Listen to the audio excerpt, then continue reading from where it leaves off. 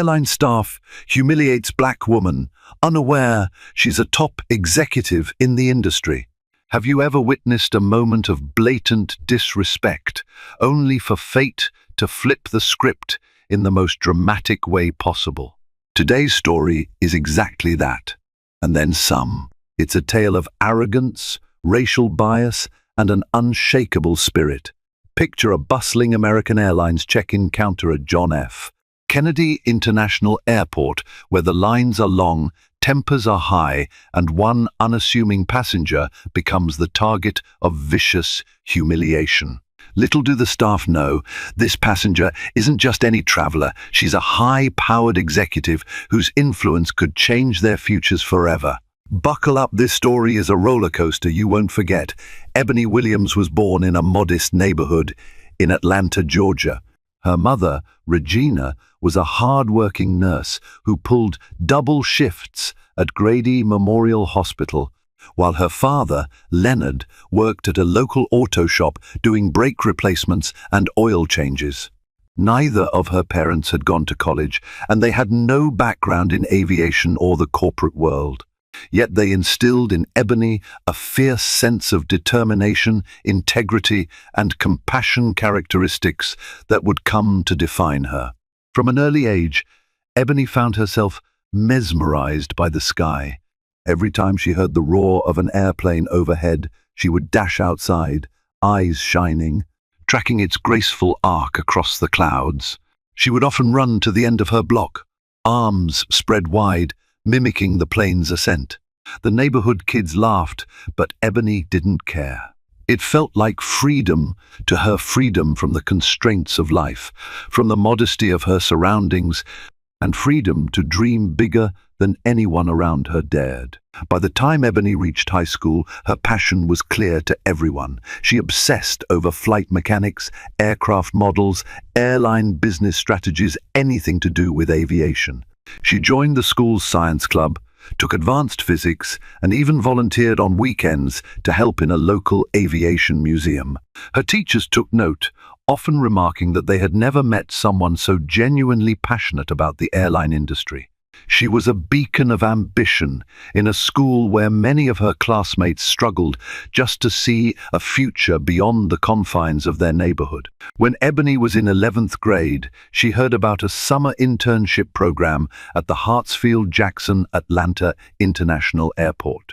The program only accepted a handful of high school students each year, giving them a rare glimpse behind the scenes of one of the world's busiest airports.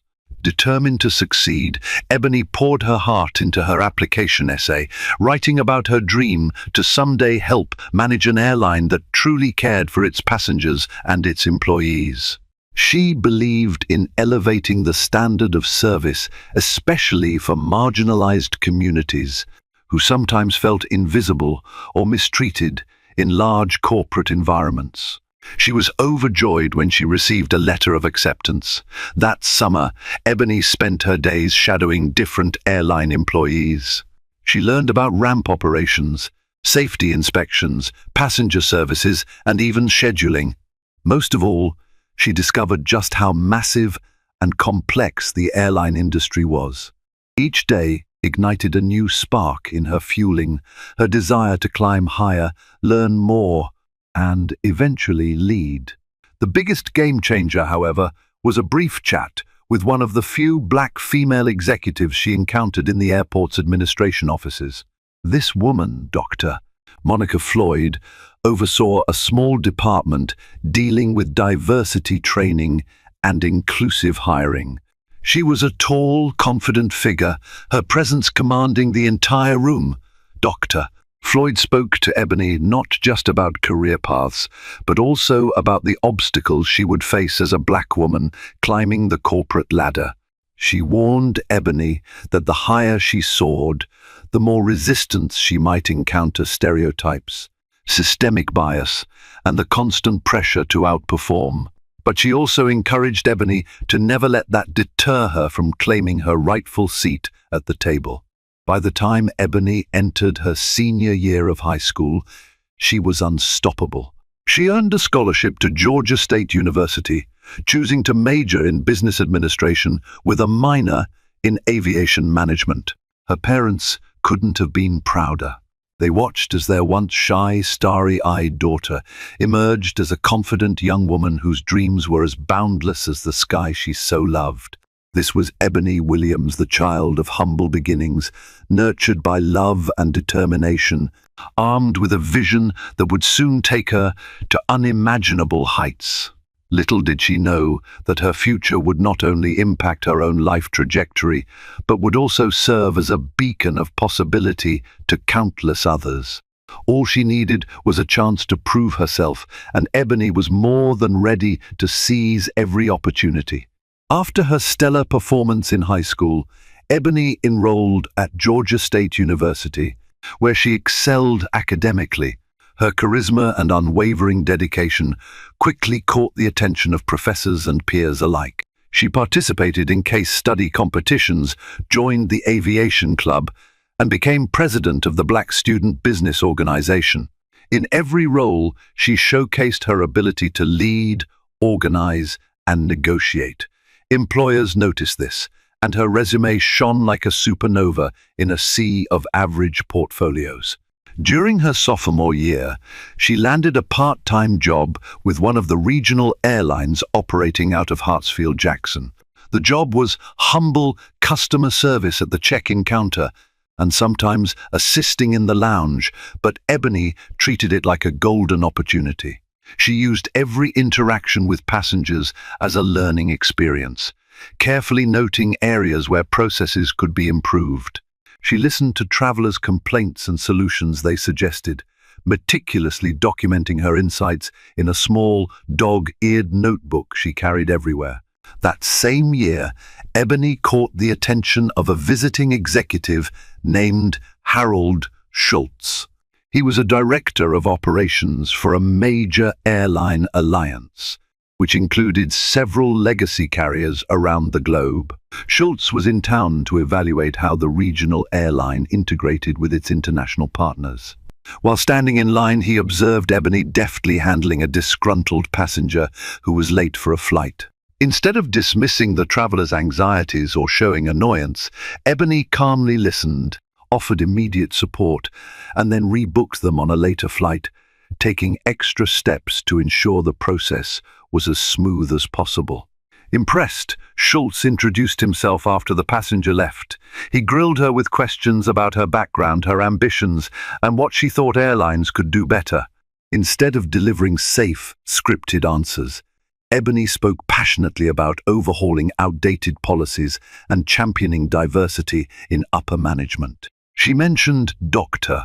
Monica Floyd's advice and how representation in corporate leadership remained woefully lacking. Schultz was taken aback by her candor and, more importantly, by how informed and genuine she was.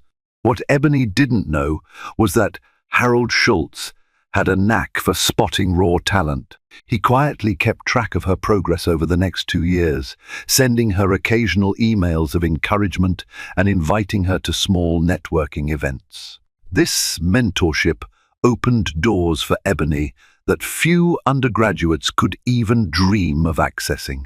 By the time graduation approached, Ebony had job offers from multiple airlines. The one she eventually chose was a prominent international carrier, specifically because they offered a management trainee program that promised accelerated growth for high-potential candidates. Over the next few years, Ebony rotated through various departments: finance, operations, marketing, and human resources. She soaked up knowledge like a sponge and delivered stellar results. When the airline faced challenges with staff retention in one of its major hubs, Ebony spearheaded an initiative to address employee grievances head-on, introducing mentorship programs and inclusive training sessions. Her success in that program thrust her into the spotlight. Soon, Ebony found herself fielding interviews with leading aviation publications.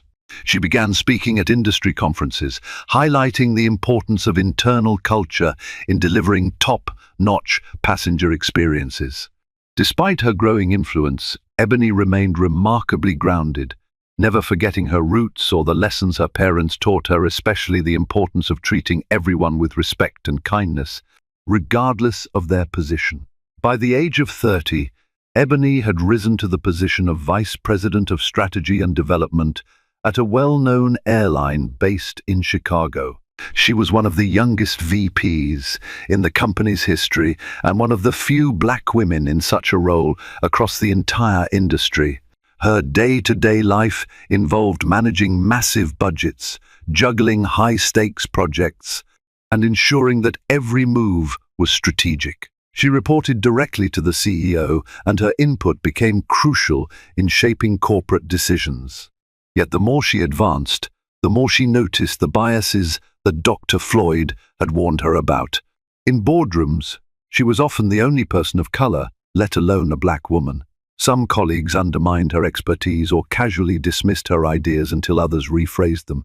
Still, Ebony's confidence and track record spoke louder than any prejudice.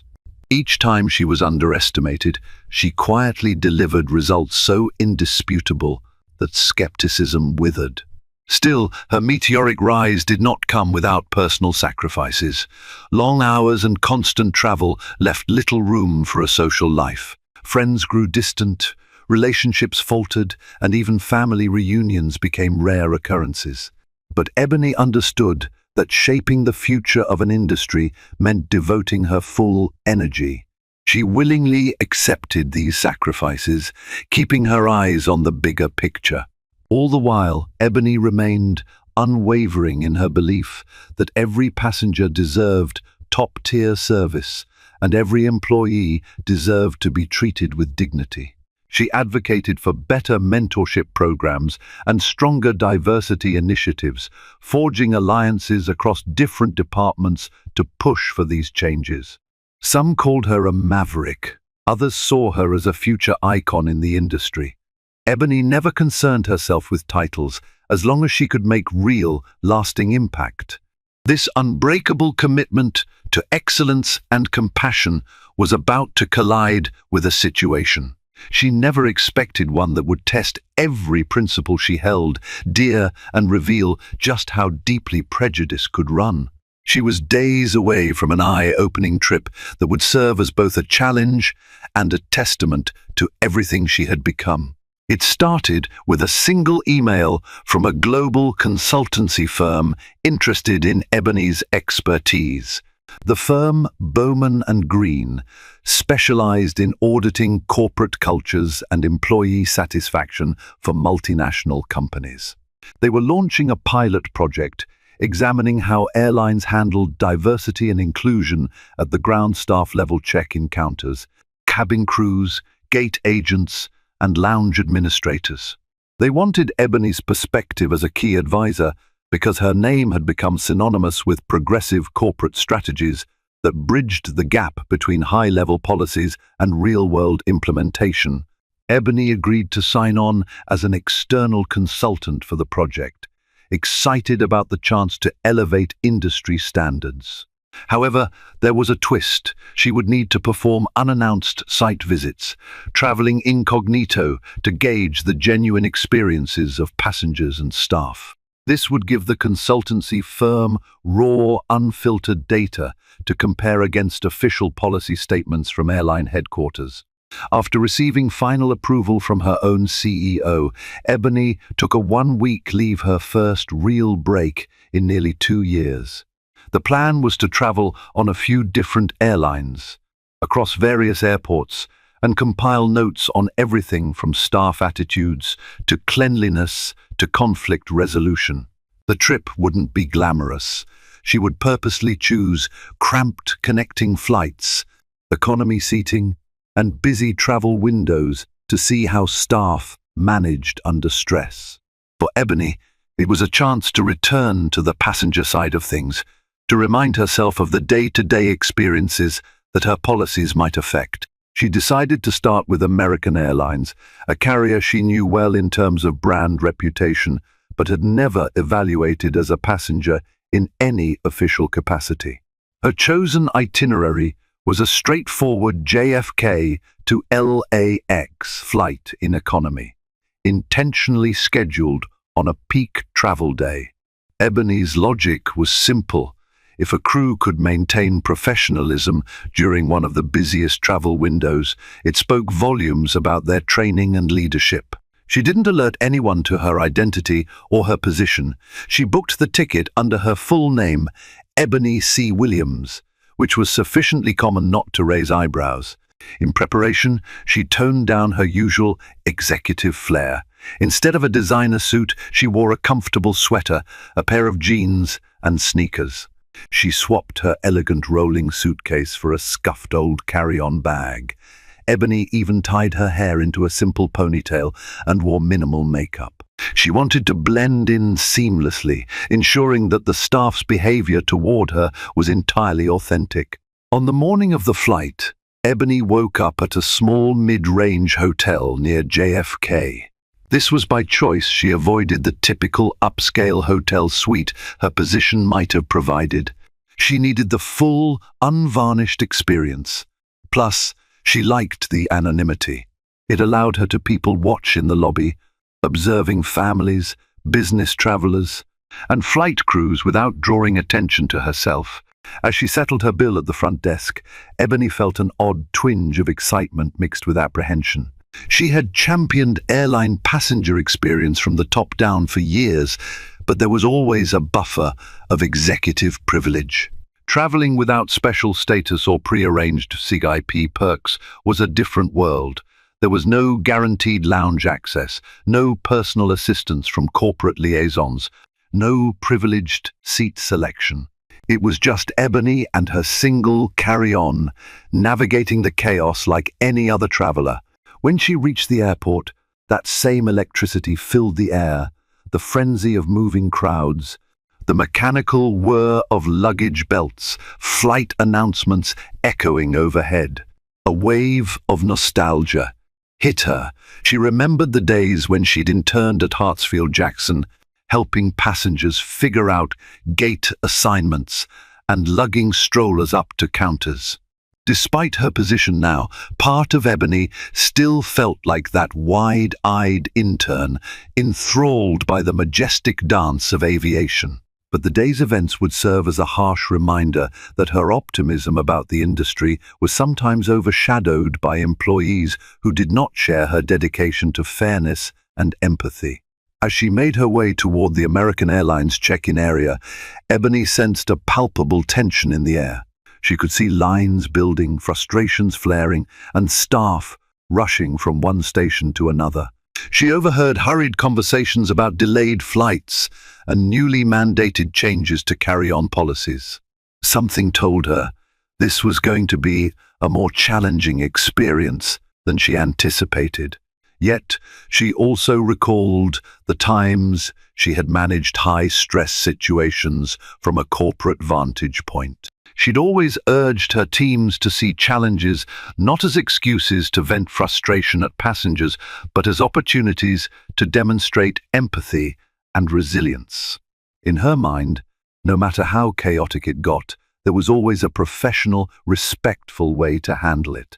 She wondered if her convictions would be validated or tested in the hours to come.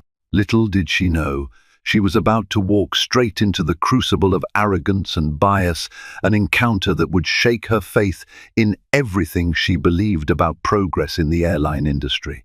As Ebony stood in the snaking line for the economy check-in, she watched other travelers shuffle forward inch by inch. 2 employees were manning the American Airlines counters, each one appearing frazzled under the mounting pressure. One was a middle-aged woman with tired eyes, while the other was a young man who looked barely out of college, his necktie slightly askew. Intermittently, a supervisor dressed in a blazer zipped between them, offering rushed answers and occasionally snapping instructions.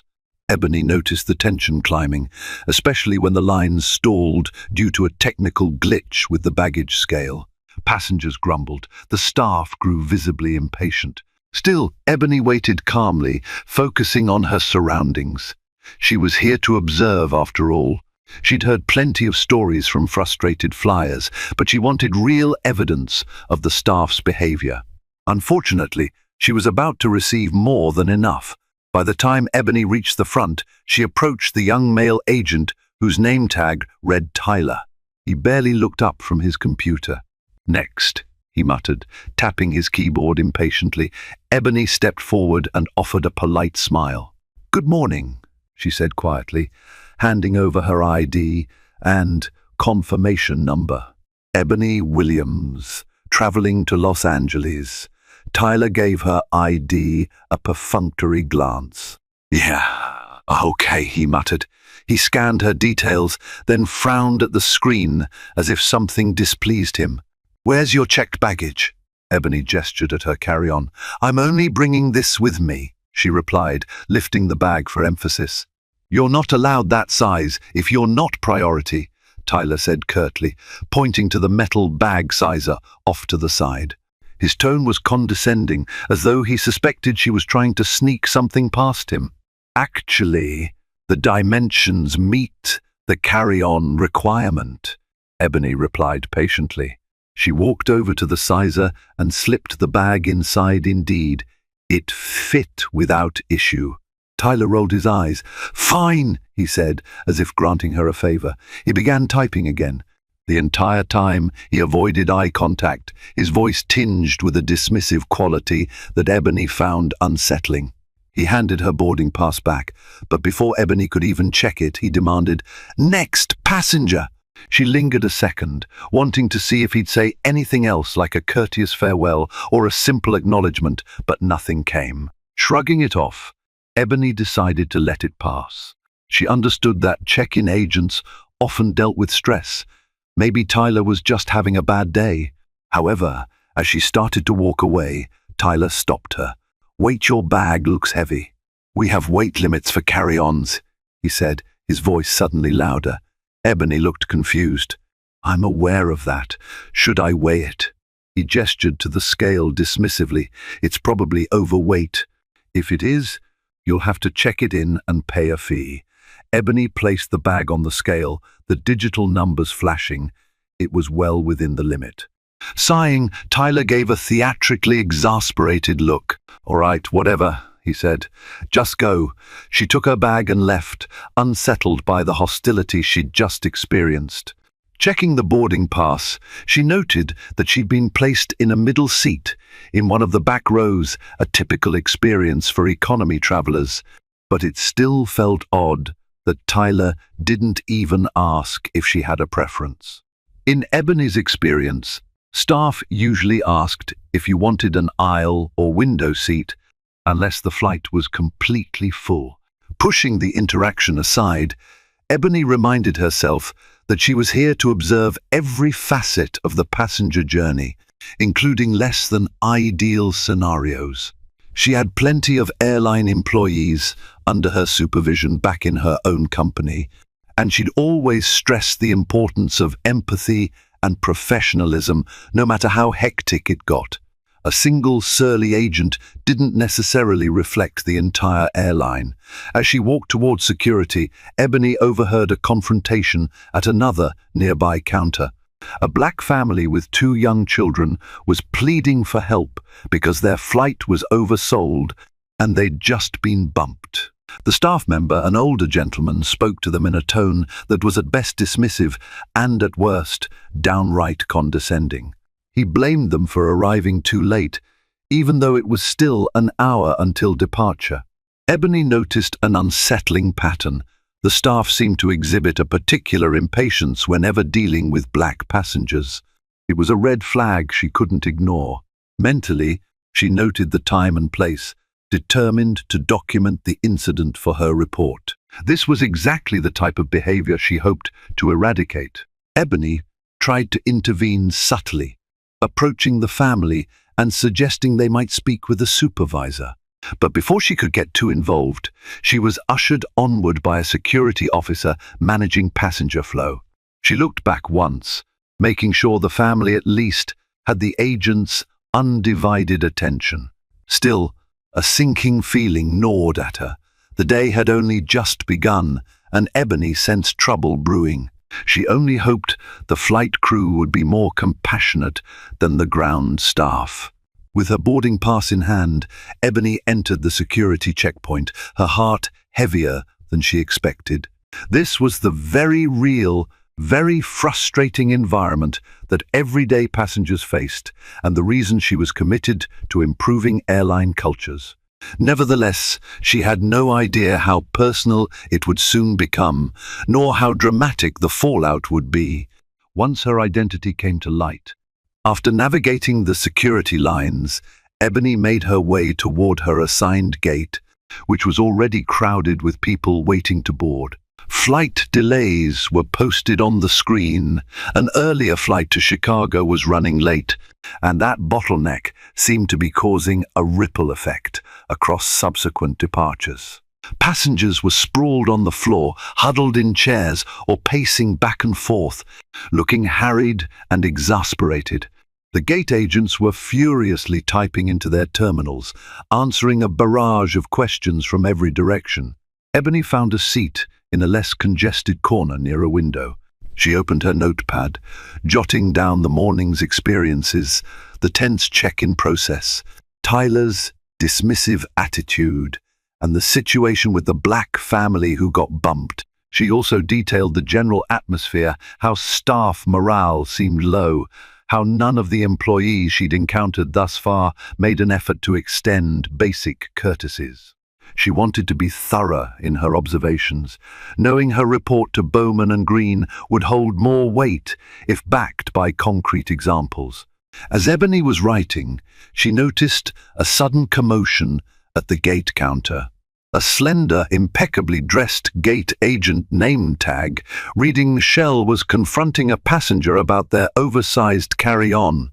The passenger was a middle-aged white businessman, and he clearly had missed an earlier flight.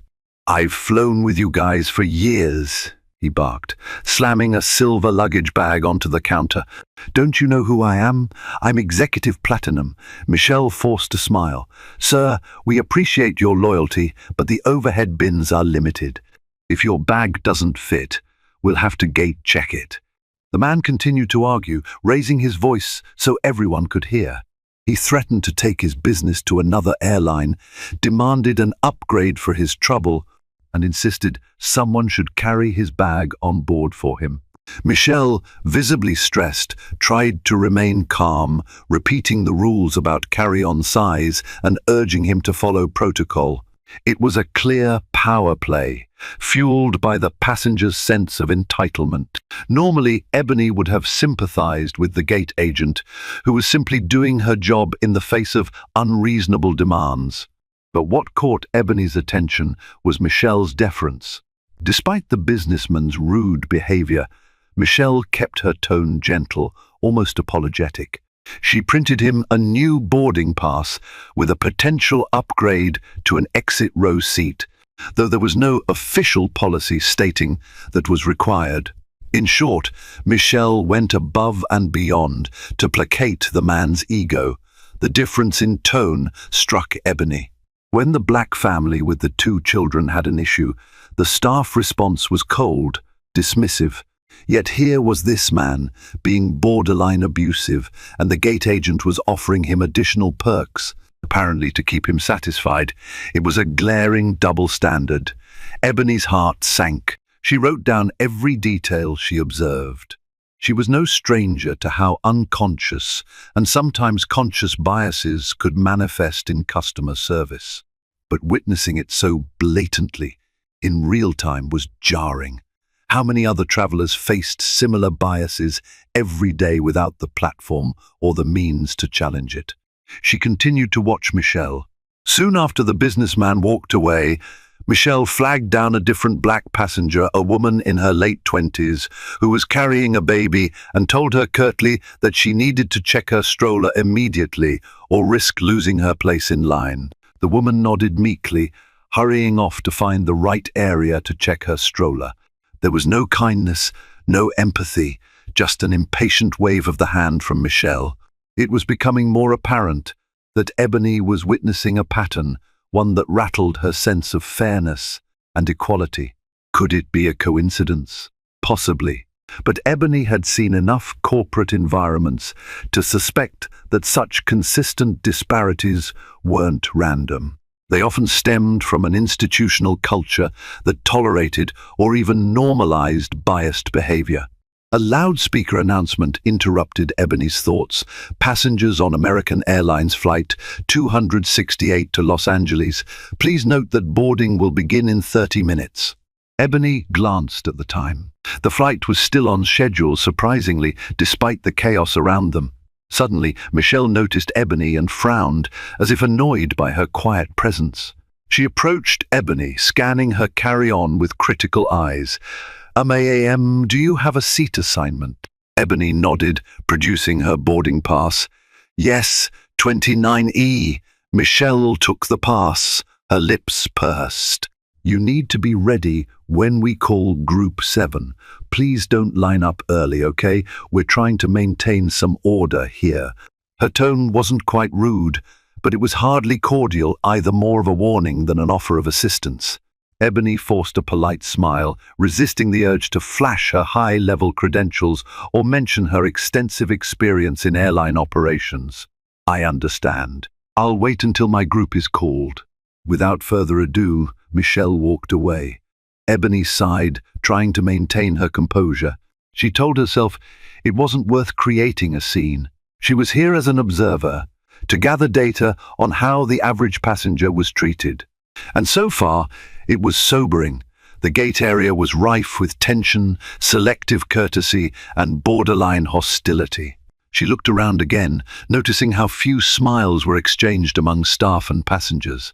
The overhead announcements sounded like monotone lectures, lacking any warmth. Employees hustled back and forth, each seemingly overwhelmed. None of this mirrored the friendly skies image airlines liked to promote. Drawing a deep breath, Ebony resolved to keep her spirits high.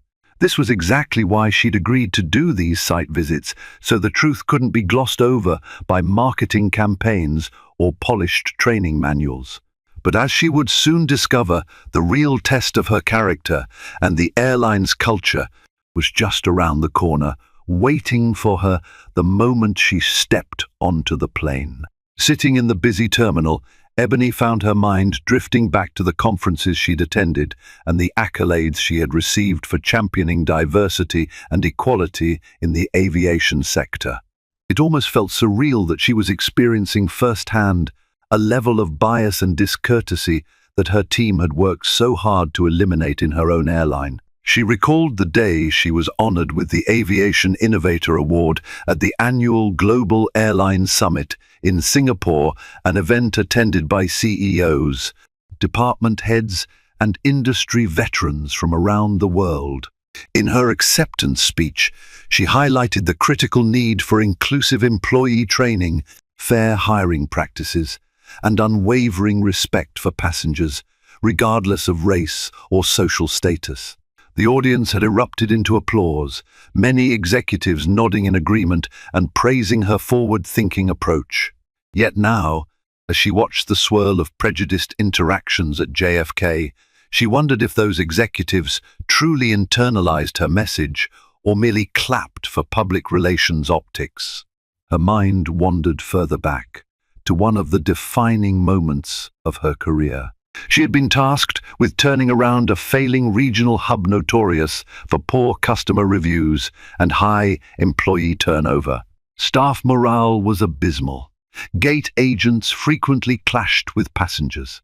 Flight attendants felt unsupported by management.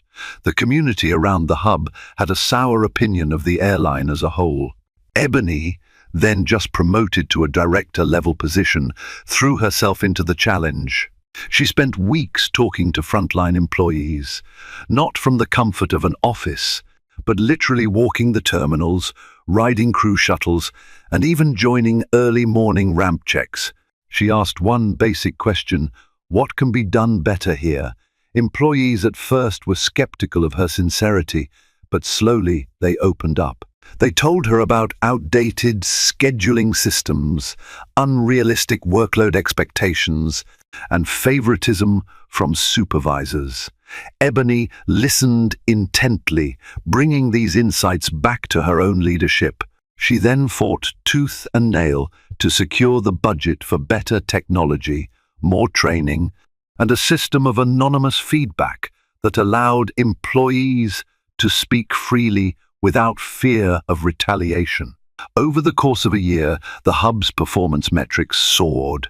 Customer satisfaction went up, turnover decreased significantly, and even the local press wrote glowing articles about how the airline was transforming its culture. Ebony became a household name in her company, someone who had not only identified the problems, but effectively bridged the gap between corporate leadership and frontline employees. Yet here she was, experiencing the very scenarios she had spent years trying to rectify in her own airline. The irony wasn't lost on her.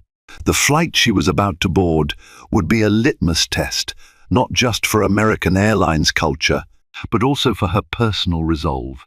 Could she maintain her composure, document the issues, and approach them methodically? Or would the indignities she had already faced spark righteous anger, making her lash out and risk her incognito status? It was a question that made her heart pound a little faster. Ebony wasn't one to shy away from conflict, but she also knew that confronting staff in the heat of the moment would likely backfire, especially if they didn't know who she was. They'd see just another black woman refusing to know her place, as far too many biased individuals might assume. That thought alone, how easy it was for an employee or fellow passenger to reduce her to a stereotype, both saddened and steeled her resolve. She checked the time. Boarding was set to begin in about 10 minutes. People were already forming lines around the roped-off boarding area, even though no official announcement had been made. Despite Michelle's earlier instructions, a few passengers from later groups had queued up early, hoping to secure overhead bin space before it ran out. Ebony stayed seated, determined to follow the instructions she'd been given, even if it meant risking no space for her bag. She wanted to see how the gate staff handled the boarding chaos. In these final moments of waiting, Ebony closed her eyes and reminded herself why she'd embarked on this journey in the first place, to spark real change. The data she gathered today, every snub, every biased action, could be turned into fuel for reform. A small fire of indignation smoldered inside her chest, growing with each memory of the disrespect she and others had endured. This was her life's work, to shine a light on these injustices and pave the way for a more equitable future in aviation. She had the experience, the influence, and now the first-hand accounts to catalyze change. The question was, would American Airlines realize who they'd messed with before it was too late? Ladies and gentlemen, at this time, we will begin our boarding process for flight 268 to Los Angeles. We ask that passengers needing extra assistance and those traveling with small children come forward first, the gate agent announced. Ebony observed a few passengers with children and mobility aids make their way to the gate. Then came first class and priority boarding. Finally, they called groups 5 and 6. Ebony's group 7 was next, so she rose from her seat and approached the line cautiously. Michelle stood at the boarding door with a scanner. When Ebony reached her, she offered the boarding pass with a polite nod. "Group 7, Ebony Williams," Ebony said softly. Michelle scanned the pass and waved her on without a word. Another passenger behind Ebony, an older white woman, handed Michelle a pass that was for Group 9. "I'm sorry, ma'am," Michelle said apologetically. "We're not boarding Group 9 yet, but go ahead this time." Ebony couldn't help but note the difference in treatment. The older woman was also in the wrong group, yet Michelle was still gracious enough to let her pass. Meanwhile, Ebony had been sternly instructed not to board early just moments ago. The disparity stung. Walking through the jet bridge, Ebony felt a mix of anxiety and anticipation. Part of her still hoped the flight crew would be more courteous, more aligned with the values the airline publicly proclaimed. She took a moment to adjust her carry-on and mentally prepare for any potential challenges. Once on board, she followed the aisle toward row 29. The cabin was bustling with people trying to stow their luggage. Flight attendants were directing traffic, but some passengers looked irritated, especially as overhead bins began to fill up. Ebony spotted her seat, a cramped middle spot between a scowling man in the window seat and a young woman in the aisle seat, both already settled. As she hefted her carry-on to place it in the overhead bin, she discovered it was nearly full. The scowling man sighed audibly, as if Ebony's mere presence was an inconvenience. She tried to slide her bag in, but it wouldn't fit easily. A flight attendant, her name tag reading Kelly, noticed Ebony's struggle. "Could you please hurry?" Kelly asked, her tone borderline exasperated. "We have a lot of passengers behind you trying to get past." Ebony forced a tight smile. "I'm doing my best," she replied, carefully maneuvering her bag until it fit into the last corner of the compartment. She quickly slipped into her seat, apologizing to the aisle passenger for making her stand. Once seated, Ebony tried to settle in and gather her thoughts. She pulled out her notepad, intending to jot down some notes. That's when Kelly approached again, eyebrows raised. "Ma'am, all carry-ons must be stowed in the overhead bin or under the seat in front of you for takeoff," she said, pointing at Ebony's small purse at her feet. Ebony calmly explained that it was just her purse and that it would fit under the seat. But Kelly cut her off. "I need you to store it properly and do it quickly. Our flight is already behind schedule." With that, Kelly pivoted and walked away, not even giving Ebony a chance to respond. Ebony's seatmates exchanged knowing glances, as if they, too, noticed Kelly's brusque manner. Ebony tucked her purse beneath the seat and took a deep breath, reminding herself to remain professional, even if she wasn't being treated as such. Minutes later, the cabin doors closed and the safety demonstration commenced. Ebony observed the flight attendants who went through the motions mechanically. She wondered how many times a day they repeated this routine and whether boredom or burnout might be feeding into their attitudes. Still, it didn't excuse the unkindness. As the plane taxied, Ebony leaned back in her seat, mentally cataloguing each microaggression. Tyler's snippy remarks at check-in, Michelle's selective courtesy at the gate, and now Kelly's curt instructions. It was a pattern that, while subtle in some instances, clearly indicated a level of disrespect. Ebony couldn't help but think of passengers who might not have her resilience or her insider knowledge. How would they feel facing such treatment? Once the plane reached cruising altitude, the seatbelt sign blinked off. Flight attendants began the in-flight service. Kelly and another attendant pushed a cart down the aisle, offering drinks and snacks. When they reached Ebony's row, Kelly handed a bag of pretzels to the window seat passenger and a soft drink. She did the same for the aisle passenger, smiling politely. Then she reached Ebony without making eye contact and extended a bag of pretzels and a plastic cup with watery soda. "Thank you," Ebony said, trying to keep her tone pleasant, but Kelly was already moving on. Ebony noticed that the two other passengers in her row had been asked if they preferred peanuts or pretzels, while she had simply been handed pretzels without a choice. It was a small thing, but it contributed to an ever-growing list of slights. As Ebony sipped her soda, a commotion near the front of the cabin drew her attention. A passenger was complaining about the overhead bin being opened and his belongings shifting during turbulence. The flight attendant apologized profusely and even offered the passenger bonus miles for the inconvenience. Ebony raised an eyebrow. Clearly, some passengers got the red carpet treatment. She wondered if that same generosity would have been extended to her. She wrote a few more lines in her notepad, noticing her heart pounding more heavily than before. It was one thing to suspect systemic issues. It was another to experience them up close, stacked one after another. The flight wore on, and Ebony tried to distract herself by reading an article on her tablet. ironically about corporate ethics in large organizations. A short while before landing, Ebony witnessed Kelly once more being especially attentive to certain passengers again, mostly those who appeared affluent or who spoke with an air of authority. Some were offered extra snacks or a second drink, yet when Ebony quietly asked for a refill of her soda, Kelly sighed, as if Ebony's request was a burdensome afterthought. There it was again, that subtle but undeniable tone that said, "You're not as important as the others." Ebony's frustration simmered beneath her calm exterior. She could already foresee how this flight would be described in her report, an overwhelming example of staff failing to deliver consistent courtesy. As the plane began its descent, Ebony closed her eyes and steadied her breathing. She needed to maintain her composure. She wasn't just another disgruntled passenger.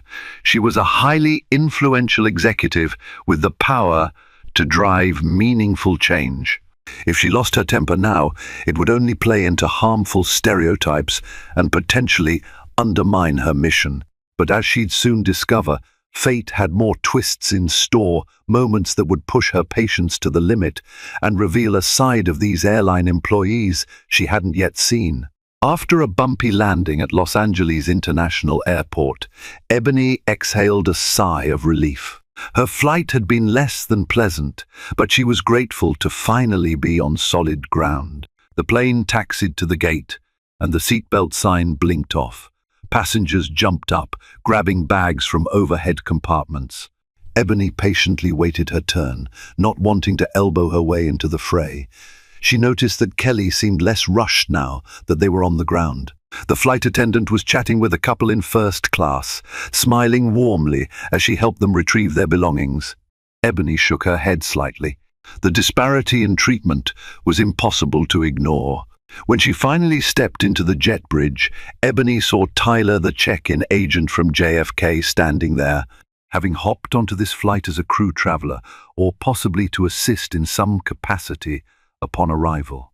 He was conversing with Michelle. Both locked eyes with Ebony as she emerged.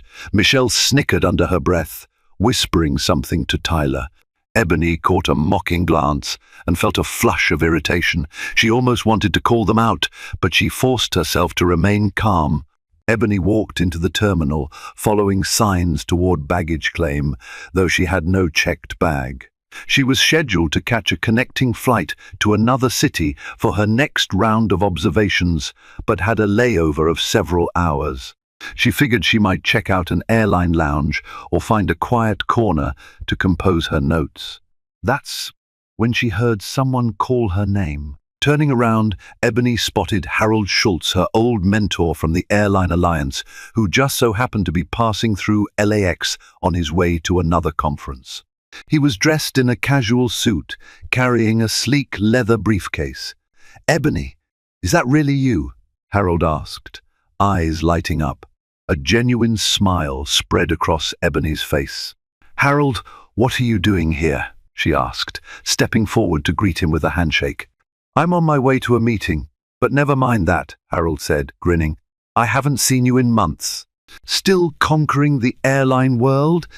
Ebony laughed. "Trying my best." Just then Tyler and Michelle walked by, pushing a trolley of supplies for the gate area. Harold, who recognized them from earlier interactions in the industry, stopped them. "Michelle Tyler, right? Good to see you again," he said enthusiastically. Michelle looked startled. Hello, Mr. Schultz," she replied, trying to maintain composure. Tyler seemed equally taken aback, clearly not expecting to run into a high-ranking figure from the Airline Alliance.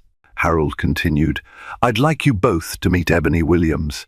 She's a top executive in the aviation industry. Well, I'll let her fill you in on her exact role. Let me just say, she's one of the brightest stars we have, pushing for better passenger experiences and diversity across the board." He beamed with pride as he introduced Ebony. Immediately, Ebony saw Tyler and Michelle's expressions shift. Their eyes widened in recognition. Tyler quickly recalled their unpleasant check-in exchange. Michelle's face paled, probably remembering the gateside interaction. They exchanged nervous glances, as if trying to figure out how to respond. Ebony's stomach twisted. She hadn't planned on revealing her identity like this, especially not to these particular staff members who had treated her so poorly. But fate had intervened. She forced a polite smile, nodding in acknowledgement. "Nice to formally meet you both," she said, softly, her tone neutral. Harold, oblivious to the tension, continued cheerfully. "Ebony is a leading consultant on corporate culture and passenger satisfaction. Our alliance has gleaned invaluable insights from her research.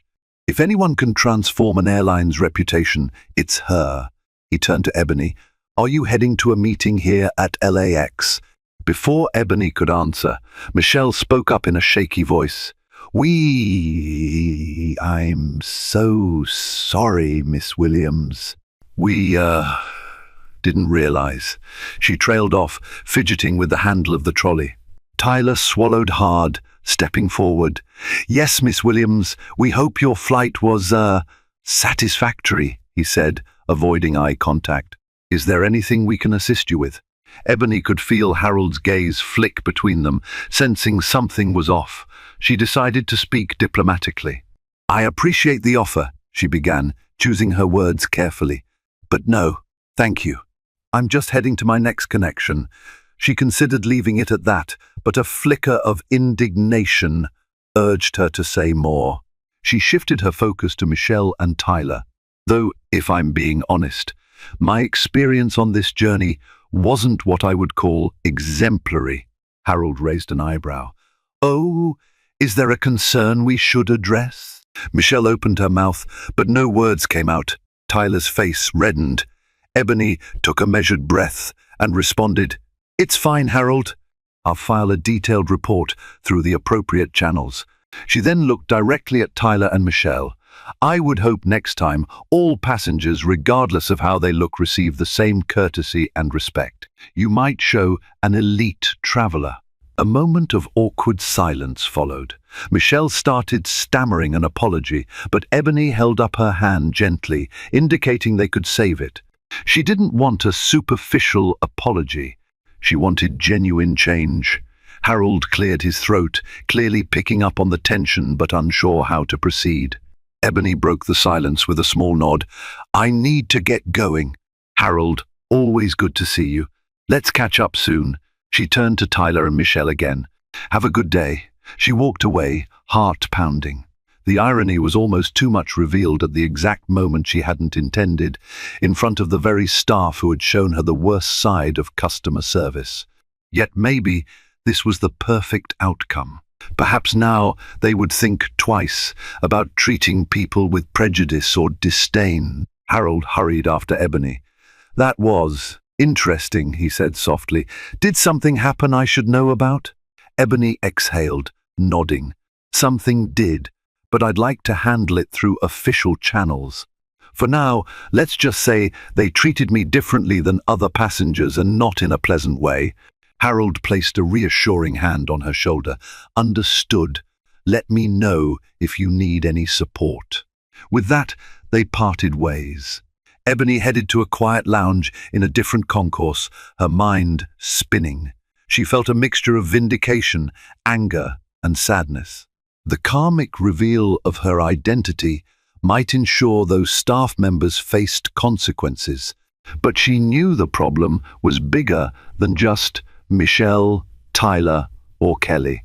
It was woven into the culture of the airline, possibly enabled by neglectful leadership and flawed training.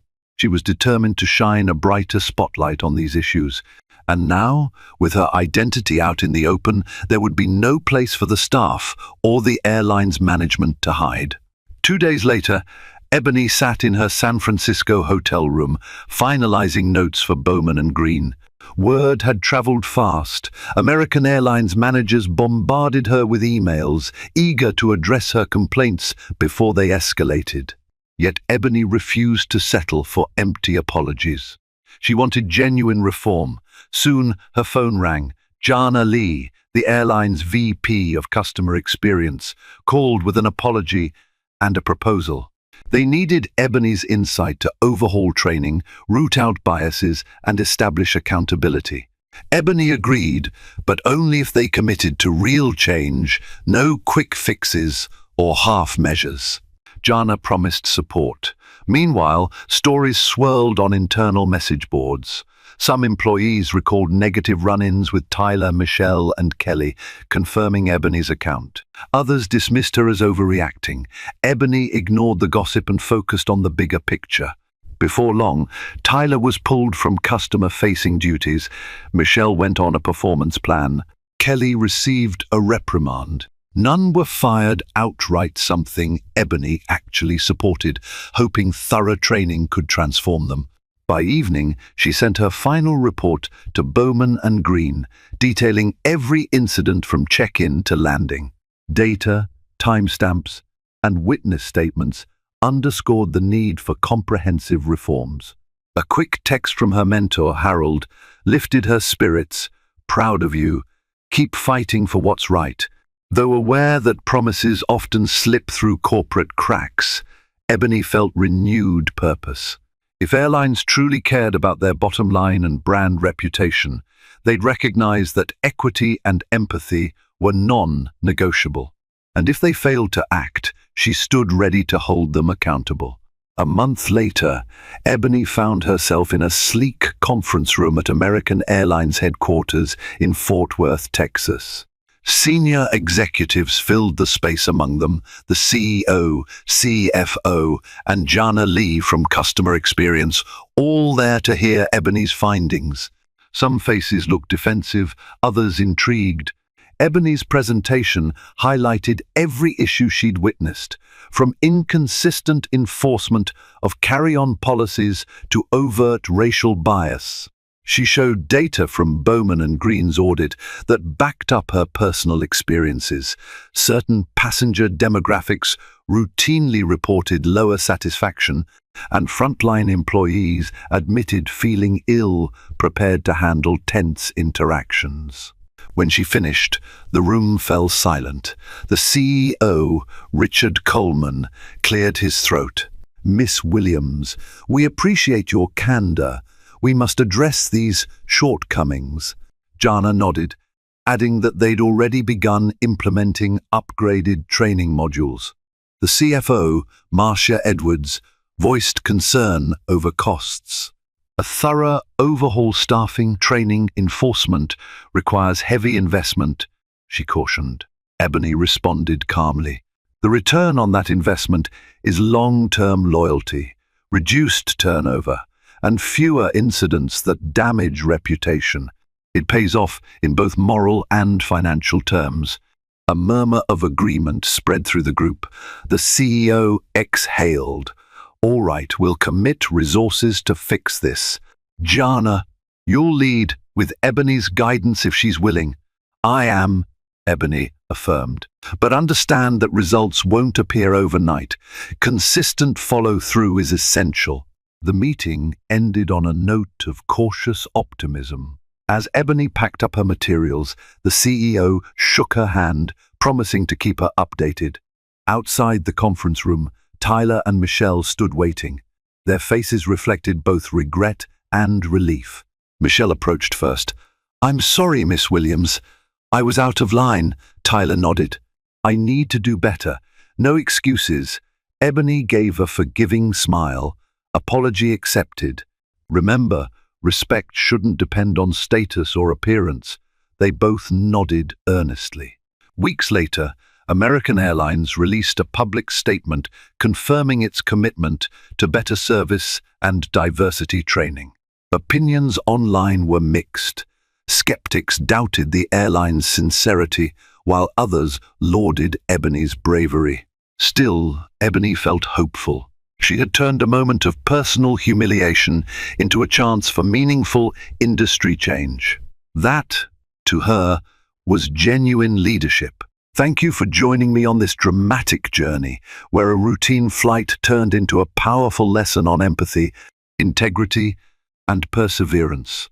If there's one takeaway from Ebony's experience, it's that our everyday actions and the biases we harbor can shape a person's entire journey.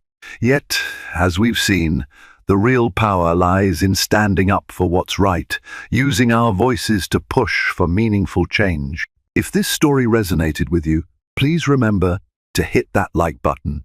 Share this video with a friend who needs a reminder about the importance of respect, and subscribe for more stories that challenge our everyday assumptions. Together, let's build a community rooted in fairness, understanding, and the courage to do better. After all, a single voice can spark change, but a collective chorus can transform industries and lives. Until next time, stay inspired